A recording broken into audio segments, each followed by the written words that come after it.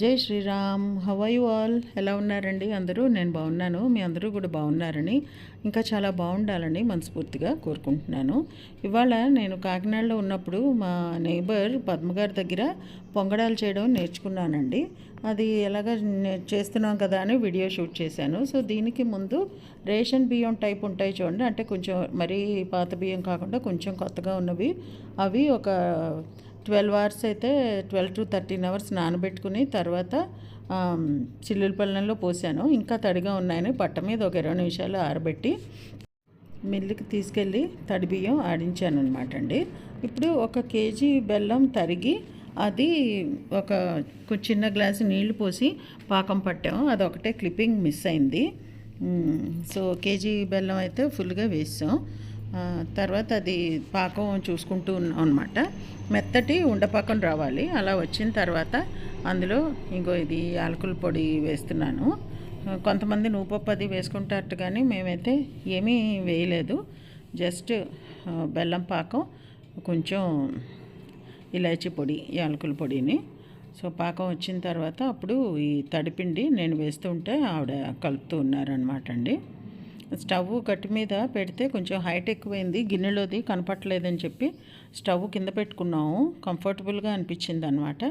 ఈ గిన్నె నేను మొన్న మండే నాడు వీడియోలో షేర్ చేసిన గిన్నె అండి. దీంతో పొంగడాలు వండాను చూపిస్తానని చెప్పాను కదా. సో మొత్తం తయారు చేసాము పొంగడాలకి పిండి, అరిసెల పిండిలాగే. అరిసెల పాకం కన్నా కొంచెం లేతగా తీయాలన్నమాట అండి. సో అందులోంచి కొంచెం అమౌంట్ తీసుకుని పొంగడాలు వేయడానికి ప్రిపేర్ అవుతున్నాం. దీనికి వేడిపాలు పోసి కలుపుకోవాలన్నమాట అండి. సో పక్కన అప్పుడే పాలు కాచాను నేను, ముందు కాచినవి కూడా కాదు. 1 లీటర్ అప్పుడే కాచి మనకి దోసల పిండి కన్సిస్టెన్సీ లాగా వచ్చేటట్టుగా కలుపుకోవాలి. అదే మెయిన్. అలా అయితేనే కరెక్ట్గా ఆ పాలు మనం పోసి కలుపుకోవడం బట్టే ఉంటుంది. ఫస్ట్ పాకం, నెక్స్ట్ ఏమో ఈ పాలు పోసి మంచిగా చక్కగా కలవాలి అదంతాను. మధ్య మధ్యలో మనం కలుపుకొని పొంగడాలు వేసుకుంటున్నప్పుడు కూడా మధ్య మధ్యలో పిండి కొంచెం చిక్కపడుతూ ఉంటుంది. అప్పుడు మళ్ళీ ఇలాగ 2-3 చుక్కలు, 2-3 చుక్కలు కాదులే, 2 టేబుల్ స్పూన్లు అలాగా పోసి మళ్ళీ కన్సిస్టెన్సీ అడ్జస్ట్ చేసుకోవాలన్నమాట. మనం మరీ చిక్కపడిపోతున్నప్పుడల్లా కొంచెం వేడిపాలే పోసుకోవాలి.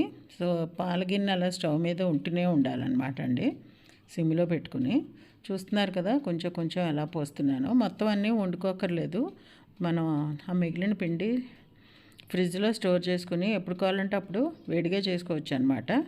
ఇవి వేడిగానే బాగుంటాయండి పొంగడాలు. చల్లారితే ఒక మాదిరిగా ఉన్నాయి, వేడిగా అయితే చాలా బాగుంటాయి అన్నమాట. ఫ్రెండ్స్ అందరం కలిసి ఉన్నప్పుడు, ఫ్యామిలీ అంతా ఏ సండే నాడైనా వేడివేడిగా తినాలి అన్నప్పుడు అప్పటికప్పుడు చేసుకోవచ్చు. పొద్దున్నే ఫ్రిడ్జ్లోంచి పిండి తీసి బయట పెట్టుకుంటే కొంతసేపటికి రూమ్ టెంపరేచర్కి వస్తుంది కదా, అప్పుడు ఈ వేడిపాలు పోసి కలుపుకోవడమేను. ఇది కావాలనే మొత్తం అంతా మీకు చూపిస్తున్నాను. ఎంత కన్సిస్టెన్సీకి వచ్చింది, ఎన్ని పాలు పట్టాయి అన్నది మీకు తెలుస్తుందనే నేను ఎడిట్ చేయకుండా మొత్తం చూపిస్తున్నానండి. ఎందుకంటే ఇలా పోసి అలా వచ్చినట్టు చూపిస్తే ఎన్ని పోసాము అన్నది నోటితో చెప్పే కన్నా ఇలా మీకు చూస్తే అర్థమవుతుందని. అరిసెలు చాలామంది చేస్తారు, కానీ పొంగడాలు అటు వైజాగ్ సైడు, తూర్పుగోదావరి, విశాఖపట్నం, శ్రీకాకుళం అటు సైడ్ చేస్తారు. మళ్ళీ సర్ప్రైజింగ్లీ నేను కేరళలో కూడా చూశానండి. ఉన్నియప్పం అంటారు, కేరళలో కూడా చాలా ఎక్కువ చేసుకుంటారు ఈ రెసిపీస్ అన్నీని. సో అలాగా గరిటె జారుగా రావాలన్నమాట.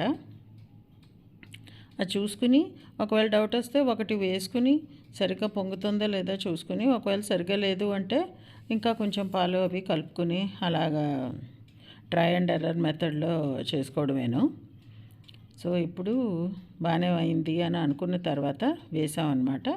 ఒక గరిటె నిండా కాకుండా ఒక 3/4 పెట్టి ఇలా చుక్కలు చుక్కల్లా పడకుండా ఒకే దగ్గర మొత్తం అంతా పడేటట్టుగా చూసి వేసి వేయించుకోవాలి.